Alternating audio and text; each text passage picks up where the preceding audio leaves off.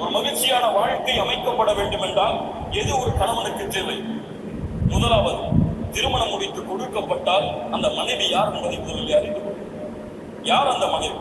அந்த பெண் யார்? அந்த பெண்ணுடைய தன்மை என்ன? அந்த பெண்ணுடைய நன்மை என்ன? அந்த பெண்ணிடத்தில் இருக்கக்கூடிய தீமை என்ன? அந்த பெண்ணுடைய நல்ல குணம் என்ன, கெட்ட குணம் என்ன? அந்த பெண் எதை விரும்புவாள், எதை விரும்ப மாட்டாள்? முதலில் அதை அறிந்து கொள். அதை படி. அந்த பெண்ணோடு வாழ்ந்ததை படி.